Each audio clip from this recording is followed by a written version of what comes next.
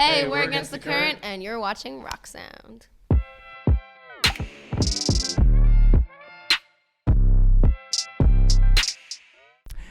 Hey guys, James Wilson-Taylor here for Rock Sound. Against the Current are back in town and they join me now. How are you guys? Hello. Hello, welcome back to the UK. It's lovely to see you here and congratulations on a very well-deserved Rock Sound award. Thank you. Very exciting. It's got to be nice. It's good that it's international artists because it does feel like you've been everywhere this year as well, really actually getting out to those international fans. How's the touring year been for you so far? It's an ironically appropriate award because it feels like we definitely lived our lives on planes this year.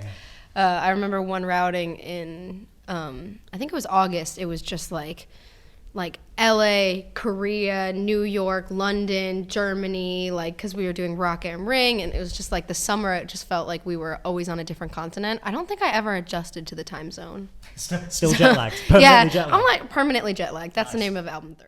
Oh, there we go. It's an I like that we get the exclusives in straight away. Album number 3. It's permanently jet lagged. Permanently jet lagged. A year and Against the Current. But yeah, it has been kind of an exciting time. Obviously, you talked about it a bit in the mag with the latest interview, but sort of a transitional period with the second album. You really hit the ground running. It's been so nice to see, and now it feels like you're in quite a comfortable place. I know last time we spoke, you were almost starting to write new things. What's the progression been like there? What are we thinking at the moment?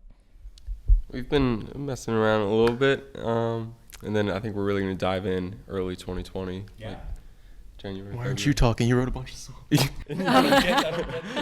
I was just Tell me all about the bunch of songs that Chrissy's been writing. I was offering up some extra talking space. I feel like I'm a bit of a mic hog sometimes. I was the annoying kid at school who talked too much, so I often got put out in the hallway to do my homework or my in-school work. Yeah, because I talked too much. Nice, nothing wrong with that. Nothing's changed. We like it in an interview. Yeah, I think mostly what we were doing was just kind of trying to find, the direction and our sound and where we really wanted to go with this record before we focused on song. So there's a lot of ideas that we have floating around, and then after this, we're gonna really dive into the meat of it. Nice. And do you think it'll be a kind of blend? Because it did have a very different sound, this record, and certainly, I think we mentioned this before, but when you were playing it live, that sound almost changed a bit. It got a bit beefier. It really found a really nice groove in the middle of it. Do you feel like that's the direction you're gonna maybe move in moving forward? Yeah, I think at the end of the day, it's like we put on a rock show and we're a rock band, so I think it's definitely going to be guitar driven with the melodies bringing in that pop aspect to it. Nice. So always good to hear. Very, very positive.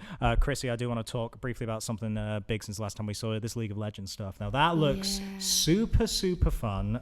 Talk to me about how, obviously you guys have been involved with it before, but how did it come together this time? How did they approach you and that whole concept came together? Yeah, in 2017 we did the song as Against the Current, and it was an unbelievable experience. It was so surreal. And then this year they wanted it to be a female duet, the song, and I think they were looking for Kaylin, the other singer, has a very ethereal voice. She's it's very, very pretty. It does a lot of really nice subtlety, and she was picked for the verses, and then they really wanted a rock voice on the choruses. And at first I think they were even can we ask Chrissy to do it again because she's already done it, and they really just liked the way my voice sounded on the song when I demoed it. And it kind of just felt like a natural fit. I play the game. I love the game. Yeah. And so I was super stoked to go back again. Yeah, it's always nice when you love the game, then they ask you to get involved. That's a cool extra bonus for sure. Yeah, and it feels like it's so organic that way. It doesn't feel like it's a forced collaboration at all. It was just two of my favorite things in the world, gaming and music, and I get to do both in one swing. Amazing. Together at last. Love to see it.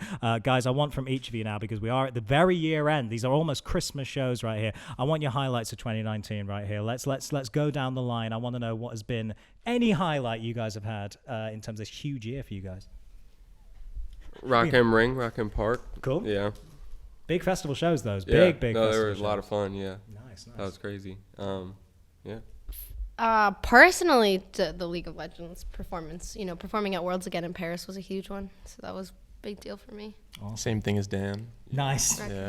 Yeah. You could go with Reading and Leeds. Yeah, Reading and Leeds too. Yeah. And big even festivals, in aren't they? Pentaport in South Korea was crazy too. Yeah, there was a bunch of good ones this summer. And we did our first U.S. festival. Yeah.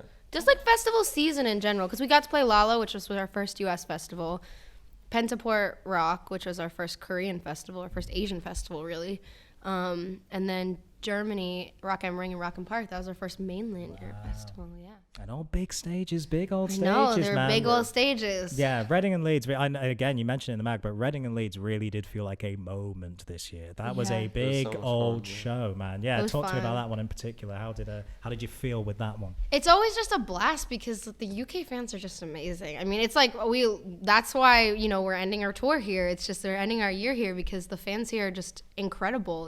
They go hard at the shows. We have, especially the London shows, like I know a lot of our mainland Europe fans are flying in. I know one of our fans in Canada is flying in. Like people know that there are moments that happen here. And the festivals are no joke, so. Yeah, absolutely. Well, it's good to see. Well, we need to get you guys on stage anyway on that very, very good note. Yeah. Guys, it's always a pleasure to catch up with you. Congratulations again on the award, and look forward you. to seeing what's to come next year and beyond. All good. Thank you so much. Good stuff. All right, against the current, everybody.